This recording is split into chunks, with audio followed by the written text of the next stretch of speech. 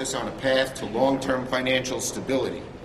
Last night, the vote was overwhelming, 74-20. It shows the strong bipartisan momentum against this bill. And I want to be clear that this bill has enough bipartisan support to become law. It's the product of months of good faith negotiations led by Senator Peters, and we could have passed postal reform at the end of the last week of the last work period were it not for the capricious obstruction from the senator from Florida. Okay, so I expect that we will be moving forward on postal, and let me call on Senator Stapleton. Thank you very much. I'm really excited to hear President Biden tonight. It's amazing how much he's been able to accomplish, and all of us working together have been able to do in 1 year. And we know there's more to do, and we're committed to doing that. Our Senate and House Democratic Policy and Communications Committees have invited guests virtually. We're glad we're going to be back on the hall in the chamber together. There won't be folks in the gallery yet, and so we have each invited someone to a virtual reception and to be with us today. And these are folks that have been keeping our country moving through the pandemic and benefiting from our efforts during President Biden's first year. So we've invited teachers and parents and small business owners and construction workers and healthcare workers and people all across the country who can speak about what the American Rescue Plan and the infrastructure bill and other things have meant to them. My guest is Scott Hammontree, who is the owner of a local music venue in Grand Rapids, Michigan. We've been able to provide support for 288 downtown theaters and arts and live venues that had to shut down completely under COVID. And they're now opening their doors, they're hiring their workers back, people are coming in and enjoying what they have to offer. So thanks to President Biden's steady leadership, truly steady leadership and competence, working with Congress, we have made enormous progress. We've gotten shots in arms, we've gotten tests in people's homes, and we've got kids safely back to school. We passed an infrastructure law that's a game changer. It's creating jobs, strengthening our communities, and building a better America.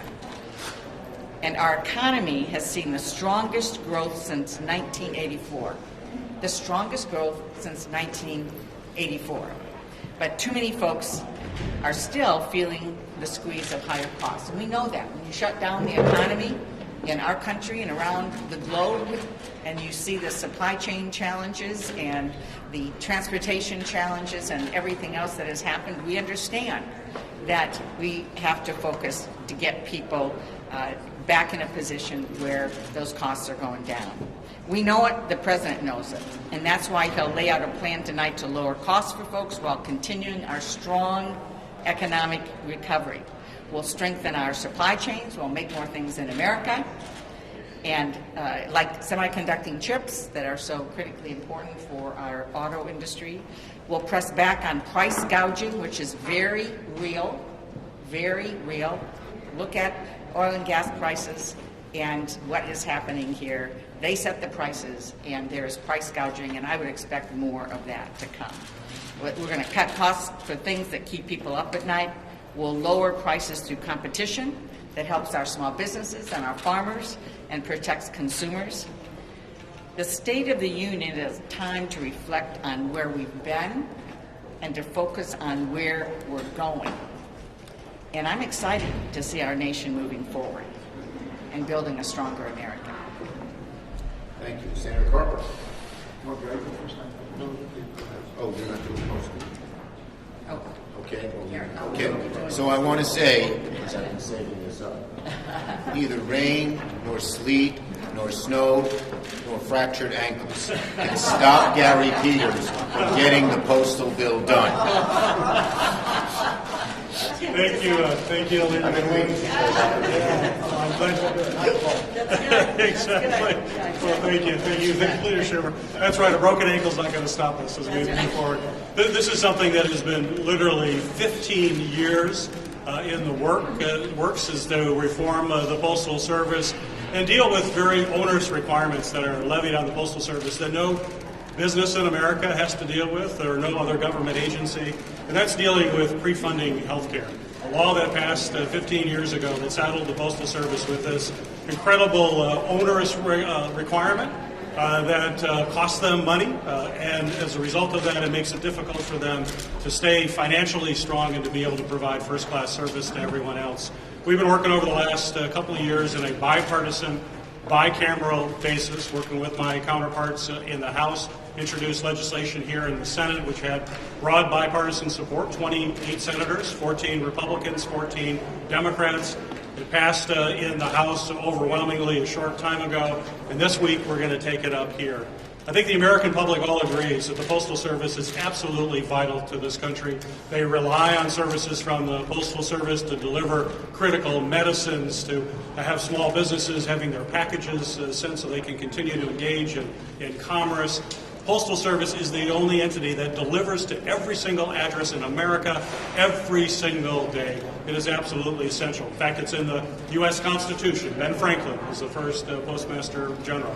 But we have to put them on the kind of financial standing that allows them to be competitive. The bill we have before us will get rid of the pre-funding requirement, which right now requires everybody to be pre-funded, regardless of how many decades they may retire. It will also allow the Postal Service to do what every other company in America does, which is integrate Medicare into their retirees. And these are folks who have been paying into the Medicare their entire career. They've been paying into Medicare. They'll be able to integrate into Medicare. We've also had some very important features in this to protect service. We will now mandate 6-day delivery. American people want to know the Postal Service will be there for them each and every day, 6 days a week.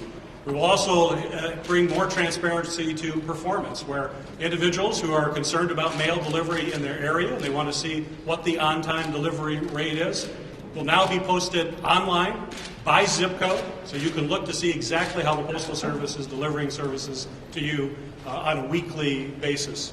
Other reforms allowing the Postal Service to engage in non-postal activities as well. You've got post offices all across the country. That's an opportunity to deliver a variety of other services that will also strengthen the Postal Service. So we're excited that this is before the Senate floor this week. We hope there aren't any more delays. Unfortunately, we had a delay last week that prevented us from acting on it sooner. And let me be very clear. Every day that we delay on passing this postal reform bill makes it more difficult for the Postal Service to provide critical services to the American people. It's important we get it done. It's important for us to show the American people that the U.S. Senate knows how to get things done, knows how to do it in a bipartisan way, and I'm excited to vote yes in the days ahead. Thank you, Postmaster. Tom. I just want to say, I want to quote Winston Churchill. Churchill used to say a lot of things. One of the things he used to say is, the further back we look, the further forward we see. Further back we look, the further forward we see. If we look back far enough, roughly 35 years ago, the Constitution was first ratified in this country. The state that ratified it first was Delaware. And one of the provisions, as Senator Peters has mentioned, one of the provisions that created a postal service. Ben Franklin was the first Postmaster General. And when they created the Postal Service, they did it for a number of reasons. One is to be able to enable us to communicate with one another, these 13 colonies that became states. Another thing, they wanted to be able to provide a more nurturing environment for job creation and economic growth in the United States. The third thing they had in mind was to bind our country together. They're looking for a way to bind 13 separate colonies together into the United States of America. People ask me why have I been so interested in and worked on postal issues with Susan Collins and others for the last, almost 15 years. And it goes back to when I'm the last Vietnam veteran serving in the United States Senate. I remember full well being in Southeast Asia, and the best day of the week that we had was when the mail came. And we would receive newspapers, magazines, we receive care packages, cards, and letters. It was the best day of the week. My sister, my parents are deceased, but when my sister and I were sort of clearing out their house down in Florida, we came across two things, two treasure troves of letters. One between my mom and dad in World War II, and another between my mom and her younger brother, Bob, who was killed in a kamikaze attack in 1944. Incredible memories that and communications and love that was communicated and really made possible by the Postal Service. we all these years later, we still need to be bound together as a country. It's a struggle to go through every single day. The Postal Service has been for 200 and some years part of that binding that we need. The need is as great as ever. I'll just to put in a little terms, different terms than our chairman has said. The Postal Service is the only entity that I'm aware of that goes to every mailbox in this country 6 days a week, rain or shine. And they carry not just mail, not just catalogs, not just magazines, not just care packages. They carry medicine. They carry ballots so that we can vote and people can continue to enjoy the right to elect our leaders. So this is not an idea whose time has come. Maybe it's an idea whose time has come again. The last thing I'll mention is the chairman of the Environment and Public Works Committee. We're very much interested. The major source of carbon emissions in our country comes from our cars, trucks, and vans. The largest fleet of vehicles in this country is the Postal Service. And at the end of the day, the Postal Service understands the need to modernize their fleet. Their average 25 years of age. They're gas and diesel powered. They pollute a lot. And in order for them to be able to move to EVs and hydrogen-powered vehicles, they need our help, and through the Congress and the administration. And that, after we pass this legislation, we need to do this.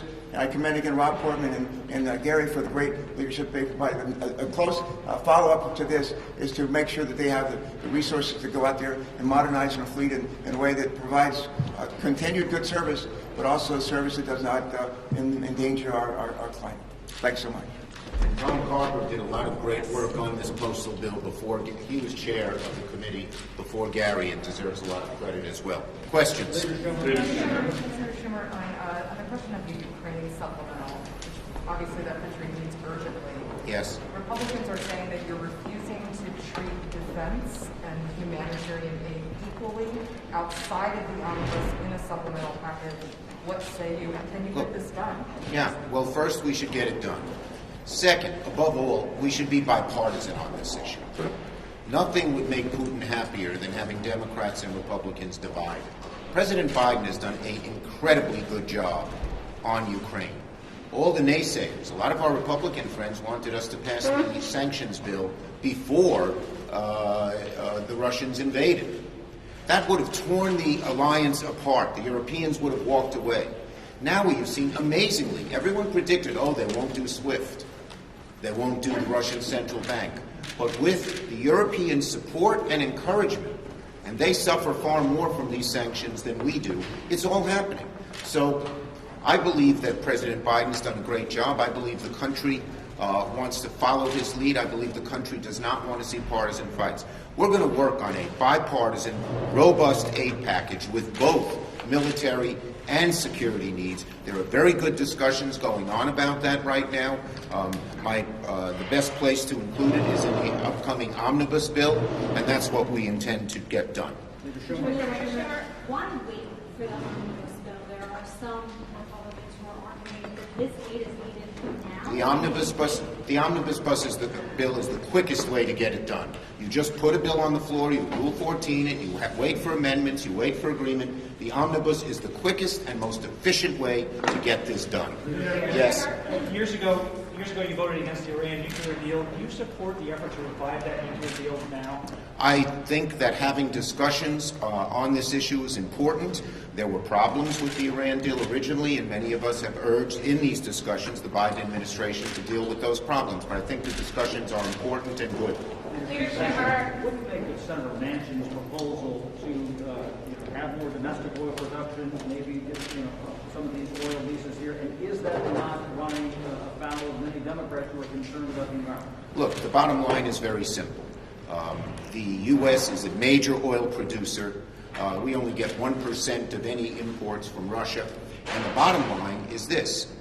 The real problem with increased gas prices is gouging and monopolies. Democrats are focused on those two issues. We are focused very strongly. You're going to hear a lot more from us on those issues in the near future. Yes? I was going to ask if you can elaborate that on where each package of proposals stands, since we know President Biden is going to speak pretty extensively on the economy. Yeah, well, the president's speaking on a whole lot of different issues. Cost cutting, something that I've been stressing and we've been stressing in the caucus. You're going to hear about things from the president. on cost cutting, things like supply chain, things like shipping bottlenecks, things like prescription drugs and getting those costs down, and many others. So this is going to be a real focus for the President and for the Democratic House and Senate over the next months to come. Yes? Yeah, there are 600,000 barrels of oil a day coming from Russia to the United States. The market wants to ban that. Joe Manchin wants to replace that. If you don't import that 600,000 barrels a day, don't we want to replace that with American energy? Look, what I said is our focus, that's a very tiny amount in terms of the whole world oil market. Price gouging and monopolies are the way to reduce the costs in a major way and to do it in a long-term, permanent way. Last question. OAP changed their guidance on masks over the weekend in the Capitol. You could have people back in the chamber, full strength tonight.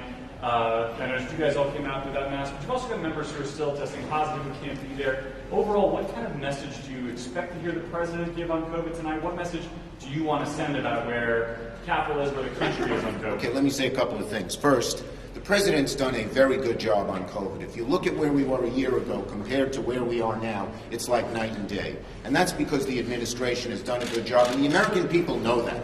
When they're asked about how the previous administration and the previous Republican Congresses handled this compared to now, they see that there's a huge difference. Second, the administration has asked for, and we believe that we need some more COVID relief. Because if there's another variant that comes, we need to have an ample supply of vaccines, of medication, of treatment. And we are fighting